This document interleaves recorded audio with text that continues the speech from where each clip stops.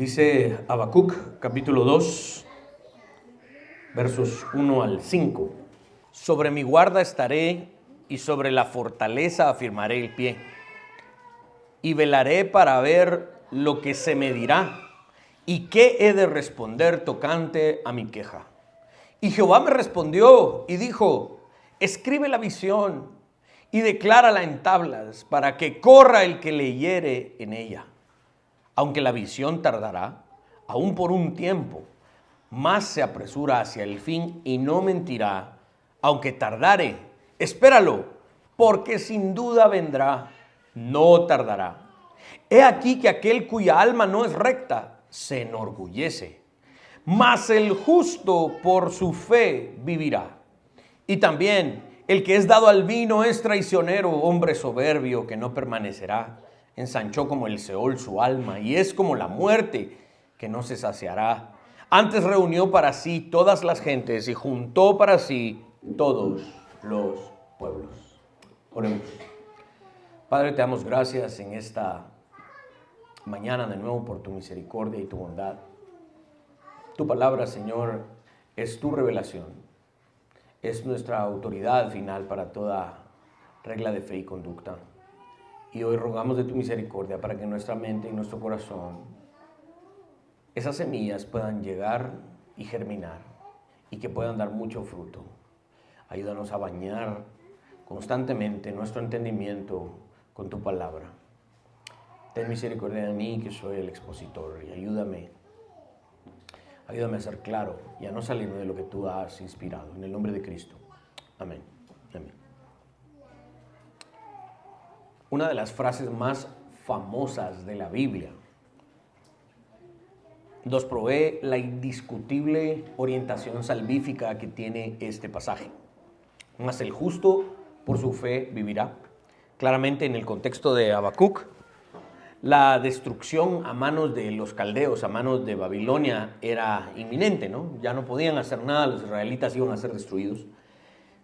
Y la única forma de salvarse, de sobrevivir a esa terrible tribulación a manos de los babilonios, era tener fe en el Dios que estaba juzgando. Sin embargo, es sobre esa pequeña frase y su gigantesco significado que se construye la doctrina de la justificación por la fe sola en el Nuevo Testamento. Así que esto no es algo que se inventó Lutero, no es algo que se inventó Calvino. Esto incluso no es algo que Pablo lo dijo por primera vez. Pablo estaba citando al profeta Habacuc y le dio el significado en el Nuevo Pacto de lo que significa vivir por la fe. Esto lo vemos claramente, si no con las mismas palabras, el mismo concepto en otras partes en el Antiguo Testamento. En el Salmo 130, versos 5 al 6, en Isaías capítulo 8, verso 1, vemos parte de este pasaje. Pero de forma directa, vamos a Romanos capítulo 1, verso 17. Porque en el Evangelio la justicia de Dios se revela por fe y para fe, como está escrito: mas el justo por la fe vivirá. La Biblia enseña esto de pasta a pasta y es algo que obviamente nosotros creemos. ¿Qué hay en estos primeros 5 versos del segundo capítulo de Habacuc? Hemos traído este forcejeo entre Habacuc y Dios, este diálogo en donde Habacuc está intentando hacer sentido de la respuesta de Dios. Habacuc inicia quejándose, luego Dios responde, luego Habacuc al final del capítulo 1 vuelve a preguntar y dice: pero ¿cómo es posible que estés obrando de esta manera? Y en este momento Dios vuelve a responder. En el capítulo 2 vamos a ver un extenso oráculo de juicio, lo que significa una extensa respuesta de Dios manifestando precisamente la seguridad y la severidad del juicio en contra de Israel. El primer punto que vemos en este pasaje es la disposición de Habacuc.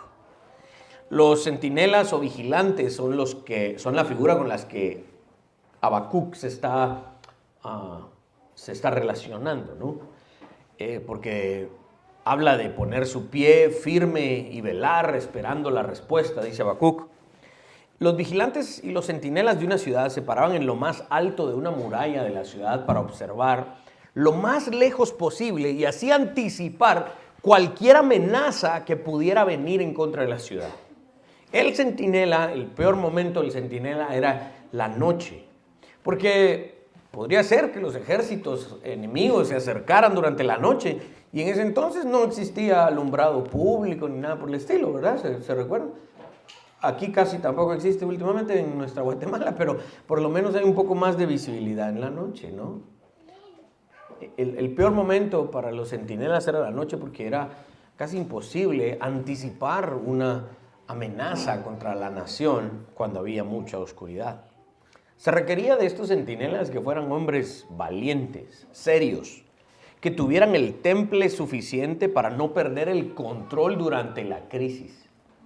Si de repente estallaba el caos y la confusión y empezaba la ciudad a ser amenazada y asediada, se necesitaba que los centinelas fuesen correctos, serios, valientes, tuviesen control de sus pensamientos y supiesen cómo comunicar. Miren, esto es lo que está sucediendo, desde aquí en la muralla miramos que está pasando esto y lo otro, hagan tal cosa, cierren la puerta. Y se necesitaba gente que fuese de verdad seria para comunicar un mensaje en medio de la crisis. No se necesitaba influencers, ¿no? Que ahí donde hubo un choque, empiezan a armar el escándalo, que sí, que no sé qué. Hay un alcalde por aquí de un lugar que se llama Misco, que no quiero decir el nombre, ¿no? Pero cada vez que hay un choque, hace un escándalo él en sus redes sociales. ¡Ay, ay, ay! No, los centinelas no podían ser así. Los centinelas tenían que ser hombres serios, valientes, que tuviesen la cabeza fría para decir, miren, la crisis ya empezó, esto es lo que hay que hacer, esto es lo que vislumbramos desde la muralla, pum, pum, y dar el mensaje claro. Entonces, Habacuc está diciendo, yo quiero ser uno de esos para dar este mensaje tan duro que Jehová está por dar. La palabra hebrea masor tiene dos significados primarios relevantes para este contexto, ambos relacionados con la guerra y la vigilancia. Esa palabra podría significar una torre de vigía o atalaya. En el contexto de la guerra, masor era una fortificación, una torre, un puesto elevado de donde los centinelas podían observar los movimientos del enemigo. Esta interpretación es la más común y forma una especie de paralelismo o de sinónimo con la frase sobre mi guarda estaré. Estará listo para observar, vigilar y estar dispuesto a dar el mensaje. El otro significado de este término en hebreo es asedio o sitio, ¿sí? Un tanto menos probable aquí, pero es crucial para el contexto del libro de Habacuc. Este término masor también tiene o puede significar el asedio o una fortaleza asediada, siendo atacada, ¿no? Si se interpreta así, el profeta estaría diciendo, me pararé firme en medio de esta crisis, en medio de este asedio y de la ruina que se aproxima. Es más o menos lo que está diciendo Habacuc. Habacuc ya se dio cuenta que la primera vez que se quejó, Dios respondió y la respuesta de Dios fue dura de aceptar. Luego Habacuc se vuelve a quejar con Dios y le vuelve a decir, pero ¿cómo es posible que vayas a juzgar a tu pueblo así? Y después de quejarse, Habacuc dice, híjole, si la primera respuesta fue dura, ahorita viene una más dura de plano, entonces me voy a amarrar bien el cinturón, porque lo que Dios va a decir ahorita va a estar duro. Dios y las implicaciones de su revelación, de lo que Él estaba anunciando, no iban a disminuir en intensidad. Por lo tanto, Habacuc sabe que es momento de abrocharse el cinturón, porque la segunda respuesta de Dios va a requerir valentía y serenidad. Habacuc acaba de descubrir que sus preguntas, en alguna medida, eran una queja. Por lo tanto, es momento de recibir valientemente la respuesta de Dios. ¡Ah! ¿Te estás quejando? ¿Alguna vez su mamá les dijo así? ¡Ah! ¿Te estás quejando? Ah, vaya. Prepárate entonces, porque hoy sí te voy a dar algo por lo cual te vas a tener que quejar de verdad. Y el capítulo 2 va a tener lo que es bastante común en la literatura hebrea, 5 ayes. ¡Ay de vosotros! ¡Ay de vosotros! ¿Ah? Y como que, de verdad, las mamás guatemaltecas, ¡ay de vos! ¡Ay de vos! O sea, es eso. Y cuando uno escuchaba eso, sentía algo aquí en el corazón, ¡qué miedo! ¿Ah? Ese es el oráculo de juicio, el anticipo de que si te da miedo la advertencia, no te imaginas lo que su cumplimiento va a hacer. La segunda cosa que vemos en este pasaje es que Jehová entonces responde de nuevo. La acción de escribir en tablas, porque Dios manda a Habacuc, escribe la visión en tablas. Cuando era joven, más joven, porque todavía estoy un poco joven, varias veces escuché, no sé cuántos pastores de jóvenes hacían referencia a esto. Si Dios te ha dado una visión, escríbela. Así como Dios le dijo a Habacuc, escribe la visión. Si Dios te dio una visión para tu futuro, para tus sueños, para lo que tú quieres lograr en la vida, escríbelo así como el profeta. Hoy me doy cuenta que de verdad es una terrible interpretación de esto. Pero la acción de escribir en tablas, Dios manda a Habacuc escribir en tablas. Lujot es el término en hebreo. Es para declarar claramente. Y esto tenía implicaciones legales, culturales y proféticas en esa cultura. Número uno, las tablas a veces eran de arcilla o a veces también eran de madera.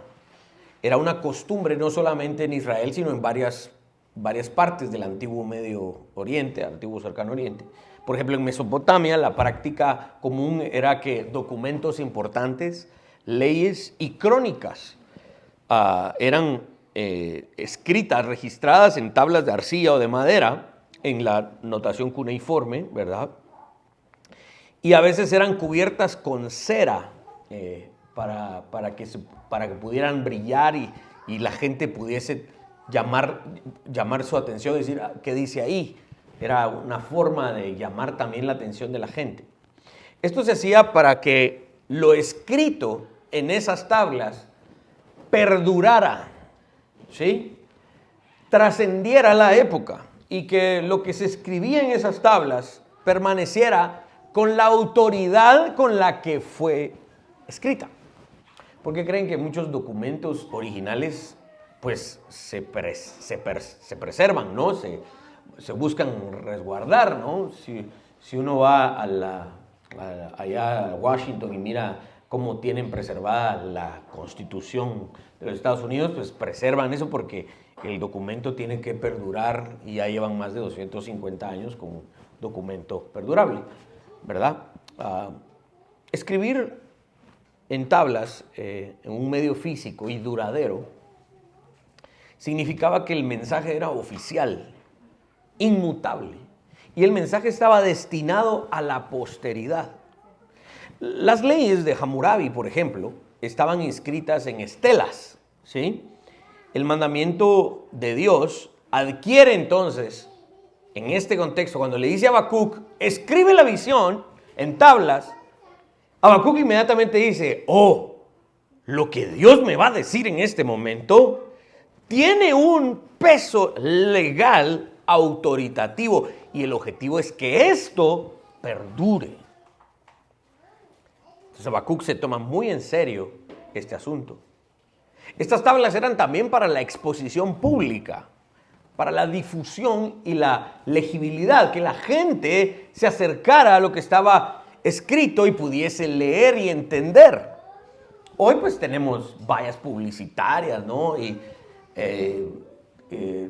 aquellos suertudos que cabal viven en una curva y su casa está así como de 2 niveles y cabal queda al costado de la casa, ¿va? Mire, le pago para que me deje pintar ahí el logo del partido político de él, pues, y entonces la gente puede ver y se informa. Y ahora redes sociales y todo lo demás. Pero en aquel tiempo no existían vallas publicitarias ni nada por el estilo. Entonces, este asunto de las tablas era precisamente para la difusión y que la gente leyera.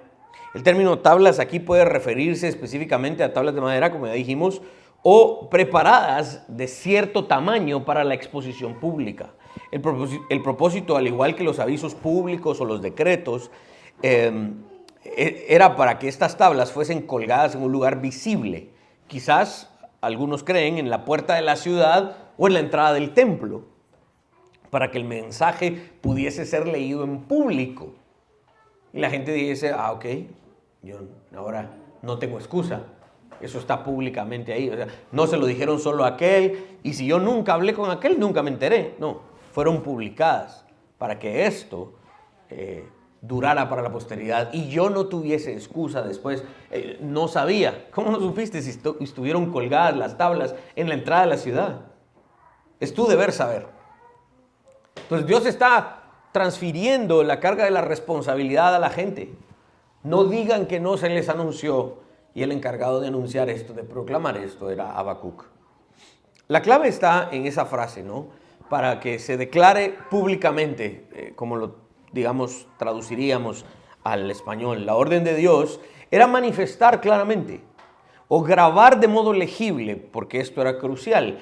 Y implicaba que la escritura no debía ser un simple registro de un archivo, sino que debía ser claro y con letras grandes para que el que corra lea. Esto sugiere la necesidad de un mensaje conciso, directo y visible desde lejos, para que incluso aquellos que están apurados puedan captar la esencia del mensaje, que el justo por la fe vivirá. Esta era una costumbre también profética, ¿no? Porque esta era la forma de dar testimonio. El acto de escribir un oráculo, una visión en un rollo, en una tabla, era también una práctica profética para establecer el testimonio perdurable. Y eso es lo que sucedió.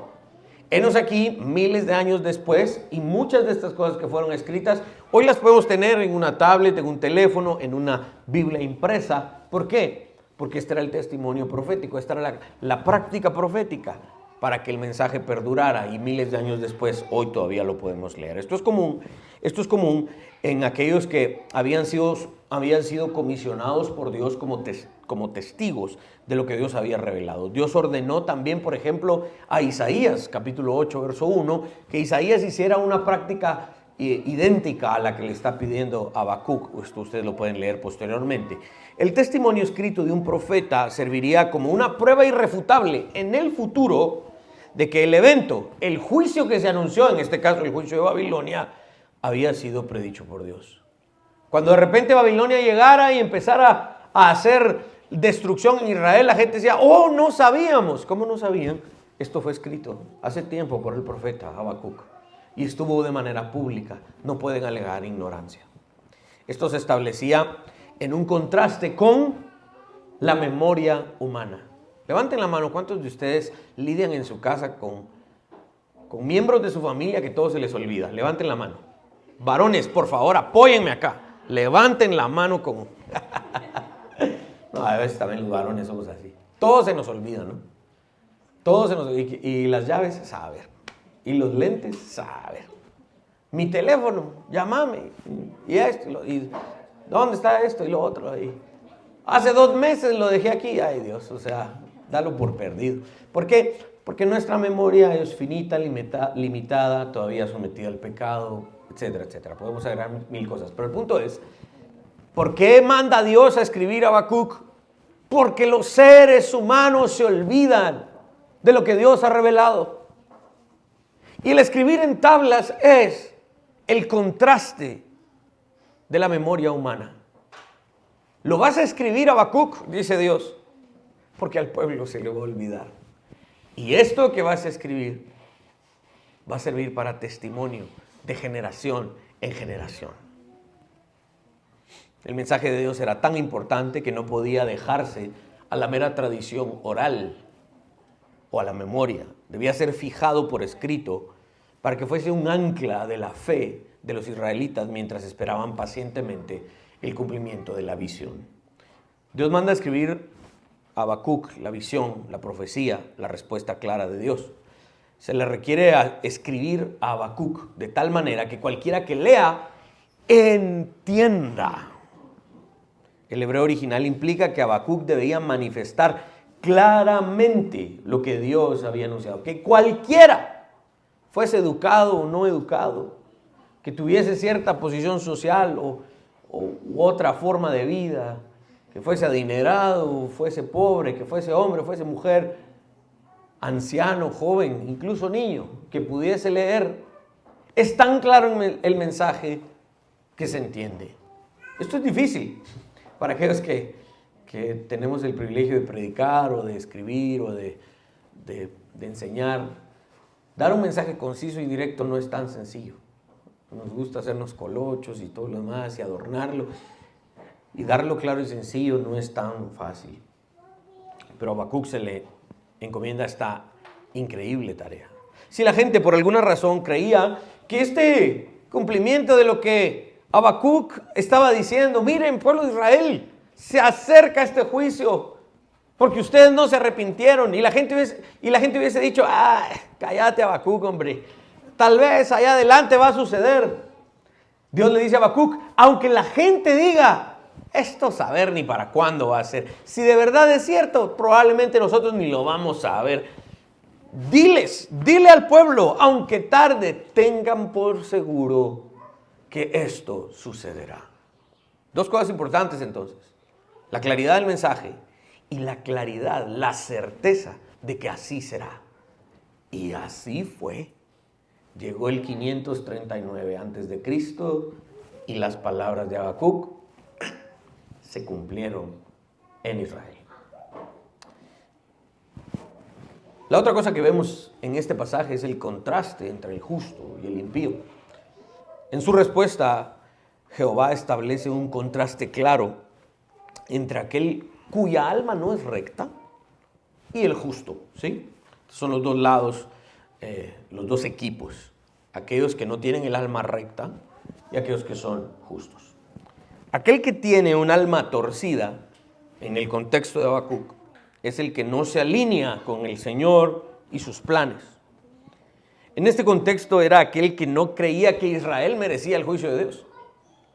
El que tenía el alma torcida en el tiempo de Habacuc era aquel que decía, Habacuc, cállate, nosotros somos el pueblo de Dios, no importa cuánto mal hayamos hecho, Dios nos perdona, hombre.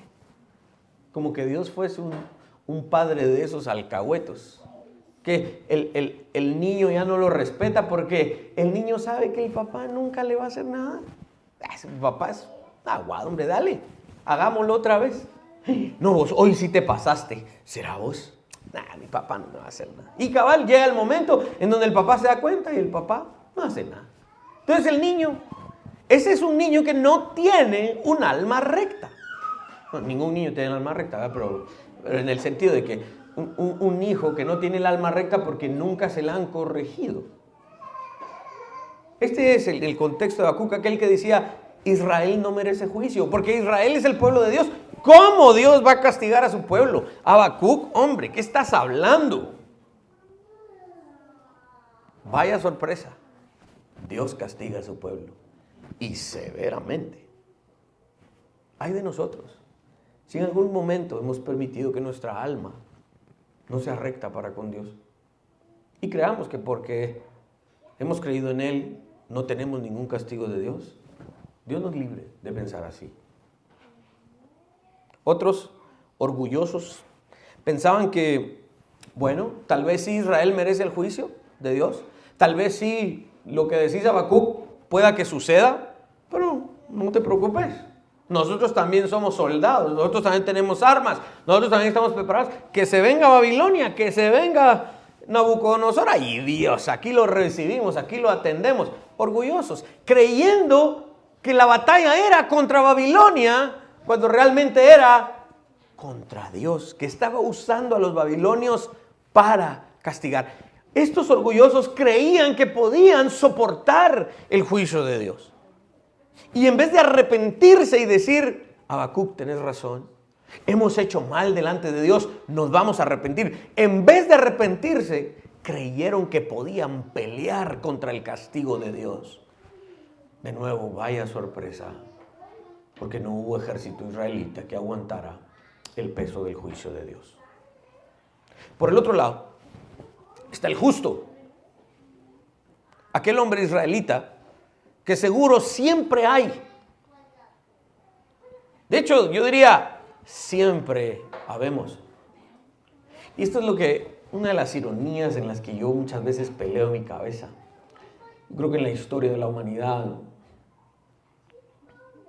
hay momentos claves en donde somos pocos. En donde hay pocos. Los que realmente dicen, no, esto está mal. La nación ha pecado. Hemos pecado. La mayoría dice, no, no va a suceder. La mayoría dice, sí, hombre, aguantamos contra Babilonia. Pero hay un pequeño remanente que dice, no. Nos merecemos esto. Más vale que nos arrepintamos. Yo creo que al final de la historia vamos a ser más los redimidos. Pero mientras ese tiempo llega, hay un momento en donde probablemente nos sintamos pocos. Aquellos que digamos, no, esto está mal. Las multitudes están mal. Y generalmente las multitudes han provocado el caos en el que hoy vivimos.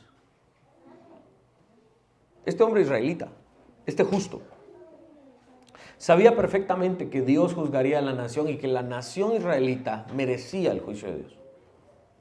Debido a la corrupción, la idolatría y todo el resto de pecados apilados, acumulados uno sobre otro, haciendo una percha de facturas y cuentas por cobrar. Todo eso le debemos a Dios.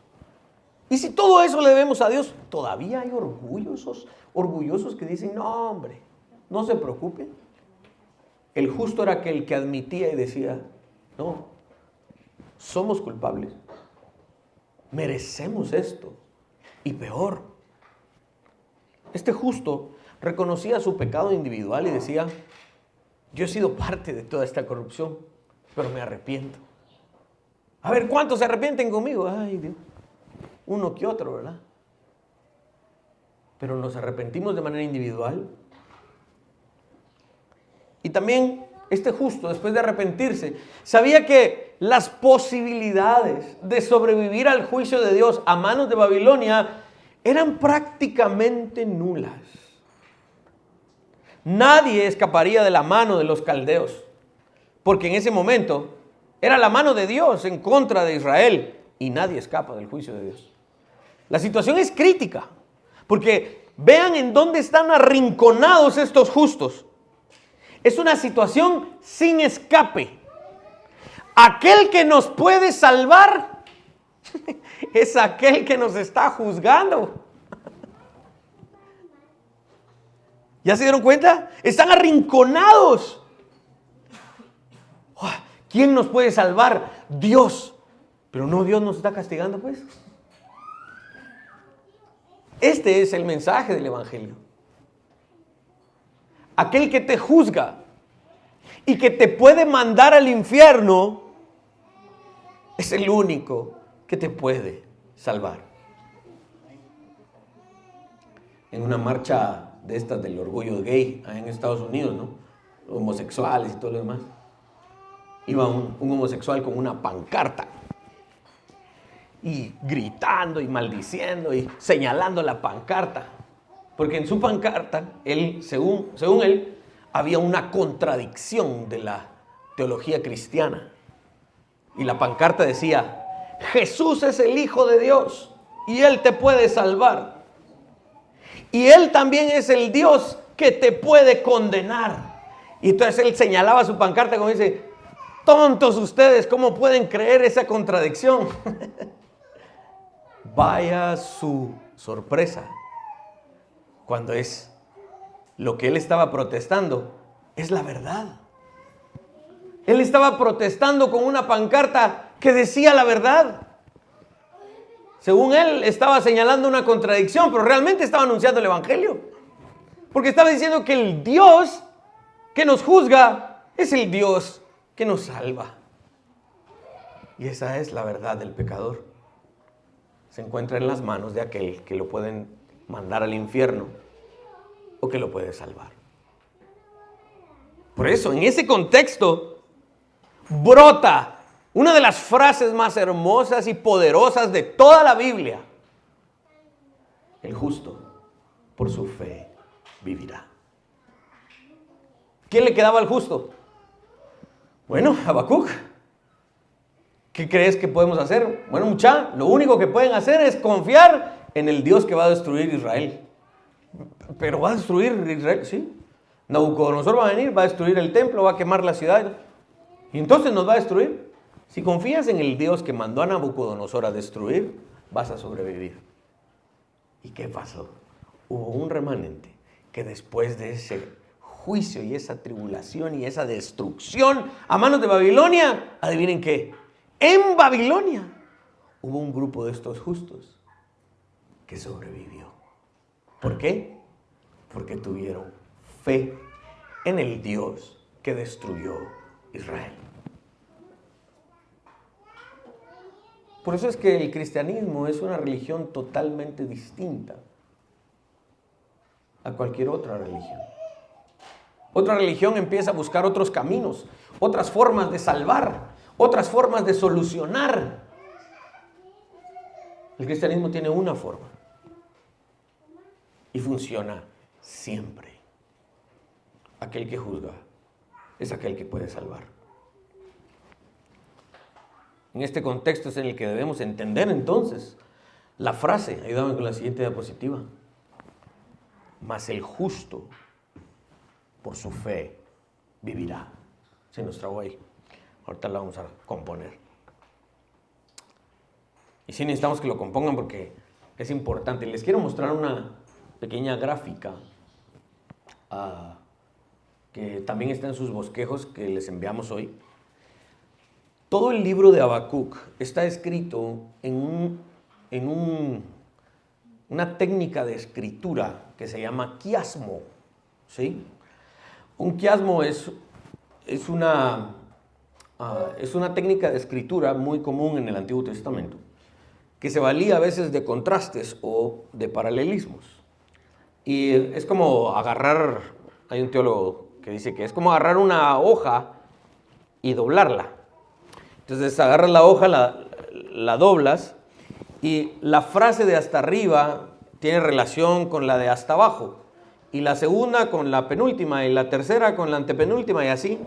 Y entonces si lees la primera frase y la última, te vas a dar cuenta que hay una relación o hay un contraste. Y el escritor está dando una explicación a partir de eso. Si me ayudas con la siguiente imagen, yo sé que está muy pequeño ahí, también está en sus bosquejos, pero me gustaría explicarla porque esto es importante. Si ustedes se dan cuenta, la frase A, digamos, o la parte A, es Habacuc capítulo 1, versos 1 al 4, en donde es la primera queja de Habacuc. La última frase también está identificada como A, y es Habacuc 3, 16 al 19, y es la confianza incondicional en el Señor. ¿Ven el contraste? Primero Habacuc se está quejando, pero en la última frase Habacuc está confiando. La segunda frase, identificada con la letra B, es el capítulo 1, versos 5 al 9, la primera respuesta de Dios. Si ustedes ven la frase B abajo, es Habacuc 3, 8 al 15, donde Dios manifiesta su juicio contra los enemigos. La primera respuesta de Dios pareciera ser en contra de Israel, pero la siguiente, la penúltima frase es realmente el juicio también de Dios contra los enemigos. La tercera frase, identificada con la letra C, es Habacuc 1, 12 al 17, en donde Habacuc se vuelve a quejar. Y la otra frase también identificada con la letra C es Habacuc 2, verso 6 al capítulo 3, verso 7, los ayes y el temor reverente debido al juicio de Dios contra los enemigos. Pero en el centro hay una parte que la identificamos como letra D, Habacuc 2, versos 1 al 5, que es lo que estamos viendo hoy, que es la segunda respuesta de Dios, y es precisamente este punto, el justo por la fe vivirá. Y si se dan cuenta, la estructura literaria es como una flecha, ¿sí? Las partes amplias, digamos, son las que se están contrastando y se va agudizando para que la frase central o la parte central del libro sea la punta de la lanza, la punta de la flecha. Eso quiere decir que este es el meollo, la parte central del libro. Por eso decimos que la Biblia, algunos teólogos, hay un debate ahí, pero algunos teólogos hablan de que toda la Biblia tiene una estructura quiásmica. Y si uno va organizando los temas y va viendo sus paralelismos y sus contrastes y todo lo demás, y vamos agudizando el mensaje del texto bíblico, de todo el texto bíblico, es la centralidad de Jesucristo. Y Jesús, ¿qué significa el nombre Jesús? Jehová salva. Habacuc, en esta estructura literaria, pareciera ser también un reflejo de toda la Biblia. ¿Cuál es el centro del mensaje del libro de Habacuc? El justo por la fe vivirá. Este es el mensaje central del libro. Por eso le estoy dando tanto énfasis y estoy intentando explicarlo bien, y yo sé que pueda que los haya confundido en algún punto a la hora de explicarles esta estructura, pero me importa muchísimo que entendamos que este es el mensaje central del libro. Es una frase tan pequeña, pero con un significado gigantesco, porque tiene que ver con nuestra vida eterna o nuestra destrucción eterna. Y aquí está de nuevo el mensaje clarísimo del Evangelio. O tenemos fe para vida eterna, o no la tenemos para perecer en el infierno. Es importante, ya que esta estructura de quiasmo nos muestra entonces la centralidad del mensaje del Evangelio. Este verso es importante porque nos confirma de nuevo la historia de la salvación en la Biblia. El mensaje del Evangelio es central. Un punto más en este pasaje. En el verso 5 vamos a ver una referencia a Nabucodonosor. Las palabras con las que empieza el verso 5 y también, ¿verdad? Parece indicar que Dios está hablando de un tercer personaje. En este pasaje, Habacuc escribió acerca de el israelita que era orgulloso, que no tenía su alma recta con Dios. También habló del justo que vivirá por su fe. Pero ahora vamos a introducir un tercer personaje. Y este tercer personaje, en este verso 5, parece ser Nabucodonosor, ya que habla de aquel que es dado al vino, que es traicionero, soberbio, que ensanchó su alma como el Seol, aquel que es como la muerte, que no se saciará, que reunió para sí todas las gentes y los pueblos. En ese contexto, el imperio de Moda, el que albergó bajo su dominio todos los pueblos conocidos en aquel momento, fue Nabucodonosor. Teólogos parecen coincidir que esta es una descripción bastante acertada de este perverso personaje Nabucodonosor. Cuando leemos el libro del profeta Daniel, vemos que los gobernantes de Babilonia siempre fueron dados al vino. En sus grandes banquetes se nos dice que el vino abundaba y que claramente actuaban bajo el efecto embriagante del vino. Teólogos argumentan que Nabucodonosor era un hombre embriagado de poder y también de vino. Por eso pierde el control y también la razón, glorificándose a sí mismo. Cuando lleguemos al libro de Daniel vamos a ver todo esto. Esto es lo que exponen estos primeros 5 versos del capítulo 2 de Habacuc. Quisiera terminar con una aplicación para que tengamos una forma de aplicar esto. Nuestra aplicación hoy es que tenemos un trabajo como centinelas en esta cultura en la que Dios nos ha puesto a trabajar. Ustedes y yo, en alguna medida, como miembros del cuerpo de Cristo, tenemos una labor profética a la nación en la que vivimos. Por lo menos al vecindario, pues, en el que vivimos. O por lo menos a la comunidad con la que tenemos relación. Es nuestro trabajo ser como un centinela. Decirle a la gente, se aproxima el juicio de Dios. Yo lo miro hasta allá. Y no te quiero alarmar, pero sí te quiero hacer entrar en razón de que te vas a enfrentar con la mano de Dios si no te arrepientes. Hay un trabajo de centinela que nosotros en alguna medida tenemos que hacer. Este trabajo de centinela ustedes lo van a ver tal vez más desarrollado en el libro de Ezequiel capítulo 3, en Isaías capítulo 21. Y en alguna medida, para con nuestra comunidad cristiana, no solo nuestra iglesia, nuestras familias, sino que todos aquellos que son miembros del cuerpo de Cristo, tenemos también la responsabilidad de ver el horizonte y decir, hermanos, en esta comunidad cristiana nos vamos a enfrentar a diferentes retos con la cultura. Y necesitamos anticiparnos. No podemos empezar a ver qué hacer ya cuando la amenaza está a las puertas. No. Tenemos que anticiparnos. Tenemos que ser lo suficientemente visionarios para saber ¿A qué nos vamos a enfrentar en estos próximos 4 o 5 años? En estos próximos 10 años, ¿cuál es la tendencia? La acción de pararse firme, como el profeta Habacuc, denota una determinación, una estabilidad y paciencia también al mismo tiempo. Ahora, no es una espera pasiva, sin hacer nada, sino una vigilancia activa en un lugar en donde tenemos un deber que cumplir. Habacuc se compromete a no dejar el puesto hasta que haya cumplido con su función. Lo mismo debe suceder con nosotros. Nuestro deber es actuar bajo la soberanía de Dios. El profeta se da cuenta de que la única opción es someterse a la soberanía de Dios. El profeta dice, no hay escapatoria. Esto va a suceder. Israel va a ser destruido. ¿Qué hacemos ahora? Esto es la providencia de Dios. No podemos cambiar lo que Dios ya ha decretado. Somos como hormigas delante de Él. No tenemos poder para poder convencerlo, para que se eche atrás de lo que Él ya ha planeado. Entonces, ¿qué hacemos ahora? ¿Qué nos toca hacer?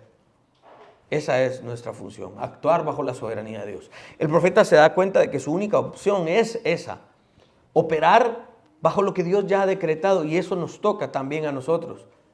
El profeta no buscará su propia respuesta para darle su propio tono, para darle lo que a él le gusta a la nación y que la nación le aplauda. No, la nación le va a tirar piedras, porque le toca decir lo que Dios dijo. Y esa es la posición en la que a veces nos toca estar. Debemos tener una disposición de escuchar. El profeta se coloca en la posición óptima para recibir la revelación de Dios. Está listo para recibirla y transmitirla, incluso si la respuesta de Dios es difícil. Este es el modelo del creyente en estos tiempos de confusión. Cuando la providencia de Dios parece incomprensible, o a veces la gente diga, qué injusto lo que Dios está permitiendo. Vean cómo lo intentan disfrazar. No, Dios no es injusto, pero lo que Él permite parece tan injusto. Si Dios lo permite, no es injusto. Es exactamente lo que nos merecemos. Entonces no nos confundamos y obremos en medio de esa confusión. En esa confusión, el creyente debe manifestar su fe. ¿Cuántos argumentos fueron presentados a la Corte Suprema de Justicia en los 70s en Estados Unidos para que intentaran aprobar el aborto y todo este asunto, no? Presentaron argumentos de documentación y estadísticas y esto y lo otro, y hubo tristemente jueces comprometidos con el mundo que estuvieron dispuestos a torcer los valores cristianos de Occidente para decir, entendamos, vayamos con la cultura. Pero hubo creyentes que desde los 70s estuvieron diciendo, no importan las estadísticas, no importa cuánto argumento supuestamente científico y que el daño psicológico y que las víctimas y que no sé qué y que le arruinamos la vida. No, cuando Dios dijo no es no, y nuestro compromiso es serio con eso. Eso es un ejemplo de muchos que tristemente pareciera dominó. Se cayó uno de esos y empezaron a caer un montón de posiciones cristianas porque la gente cristiana supuestamente no tenía un corazón recto comprometido con la verdad y la revelación de Dios. Y llegamos al tiempo en el que estamos, llenos de confusión. Pero necesitamos creyentes que aprendan a esperar en la providencia de Dios y que su fe sea inquebrantable. Hay que esperar pacientemente la palabra de Dios, aceptar su revelación y tomarla como absoluta verdad. Esta actitud prepara el escenario para que Dios realmente nos use. Y nuestro compromiso es que no importa la situación en la que estemos, debido a nuestra fe en Cristo, vamos a sobrevivir, vamos a solucionar, vamos a salir adelante. A esto aspiramos, a una firmeza inquebrantable. Significa pararse con resolución, resistir y no moverse, en contraste con el impío que está inquieto, que está buscando otras maneras y otras formas supuestamente más inteligentes, pero en el momento en el que dio su fe y cedió, en ese momento se separó de Dios.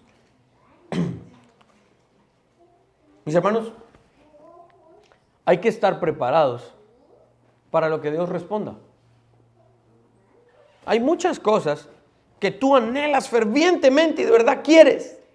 Y quieres que Dios responda de esa manera que le estás orando. Pero si Dios no responde así, ¿cómo vas a reaccionar? Como un niño alebrestado, llorando, pataleando. Es que yo quería y Dios no me respondió. ¿O vas a responder como el profeta Habacuc?